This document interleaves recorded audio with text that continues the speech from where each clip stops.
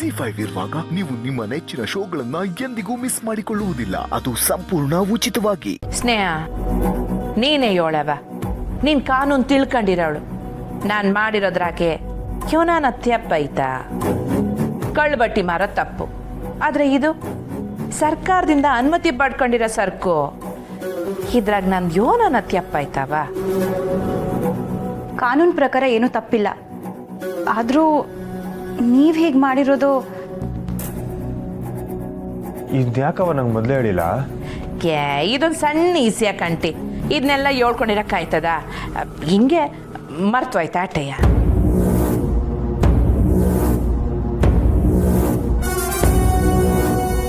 ಅರ್ಥ ಆಗ್ತೈತೆ. ನಿಮ್ಮೆಲ್ರಿಗೂ ನನ್ನ ಮ್ಯಾಕಿರೋ ಅಸಮಾಧಾನ ನನ್ಗೆ ಅರ್ಥ ಆಗ್ತೈತೆ. ಆದ್ರೆ ಈ ಕೆಲಸನೂ ನಾನು ಮಾಡ್ತಾ ಇರೋದು ಜನರು ಒಳ್ಳೇದಕ್ಕೋಸ್ಕರನೇ.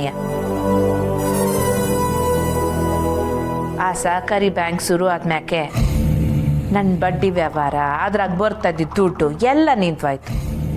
ಅದರಿಂದಾಗಿ ನಾವು ಬಡ ಮಕ್ಕಳಿಗೆ, ಕಷ್ಟದಲ್ಲಿರೋರಿಗೆ, ವಯಸ್ಸಾದವ್ರಿಗೆ ಇವರೆಲ್ರಿಗೂ ಸಹಾಯ ಮಾಡೋಕ್ಕಾಗದೇ ಇರೋಂಗೆ ಆಗೋಯ್ತು. ಅದಕ್ಕೆ ಈ ಬಾರ್ ಶುರು ಮಾಡಿರೋದು. ಈ ಬಾರ್ ನಡೆಸಿ ಈ ಬಂಗಾರಮ್ಮ ಎಲ್ರ ಕಣ್ಣಿಗೆ ಕೆಟ್ಟವಳು ಹಾಕ್ಕೊಂಡ್ರು ಪರವಾಗಿಲ್ಲ. ಆದರೆ ಅದರಿಂದ ಬರೋ ದುಡ್ಡನ್ನ ಕಷ್ಟದಲ್ಲಿರೋರಿಗೆ ಉಪಯೋಗಿಸೋಣ ಅಂತೀವ್ನಿ.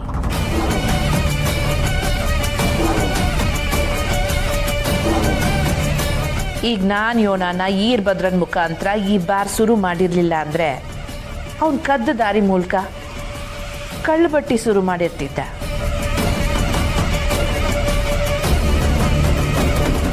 ಅದನ್ನ ತಡೆಯೋಕೆ ಅಂತಲೇ ನಾನು ಈ ದಾರಿ ಆರಿಸ್ಕೊಂಡೆ. ನಿಮ್ಮೆಲ್ರಿಗೂ ಈಗಲೂ ಇದ್ರಾಗೆ ನನ್ನ ತಪ್ಪ ಐತೆ ಅಂತ ಅನ್ಸಿದ್ರೆ ನನಗೆ ನೇರವಾಗಿ ಹೇಳಿ. ನಾನು ಎಲ್ರ ಮುಂದೆ ಕ್ಷಮೆ ಕೇಳಿ ಆ ಬಾರ್ನ ಮುಚ್ಚಿಸ್ತೀನಿ.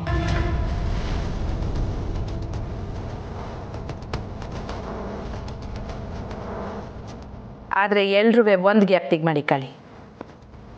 ಕಾನೂನು ಪ್ರಕಾರ ನಾನು ಯೋನ್ ತಪ್ಪು ಮಾಡಿಲ್ಲ.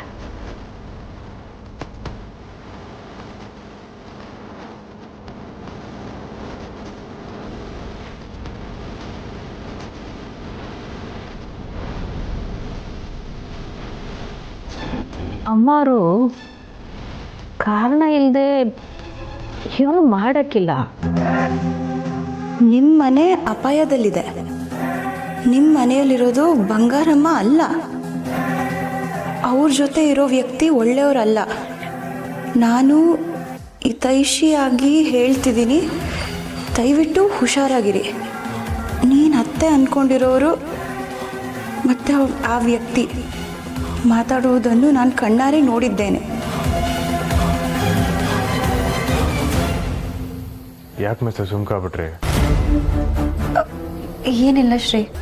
ಮಿಸ್ ಒಳ್ಳುಮ್ಮ, ಅಥವಾ ನೀವು ಇನ್ನೂ ಒಂದು ಸ್ವಲ್ಪ ಇಲ್ಲೇ ಇರ್ತೀರಾ? ಇಲ್ಲ ಇಲ್ಲ, ನಾನು ನಿಮ್ಮ ಜೊತೆ ಬರ್ತೀನಿ.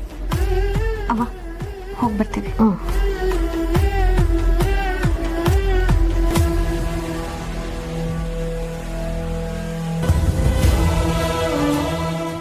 ZEE5 ಆಪ್ ಡೌನ್ಲೋಡ್ ಮಾಡಿ ಎಲ್ಲಾ ಸಂಚಿಕೆಗಳನ್ನು ಸಂಪೂರ್ಣ ಉಚಿತವಾಗಿ ನೋಡಿ.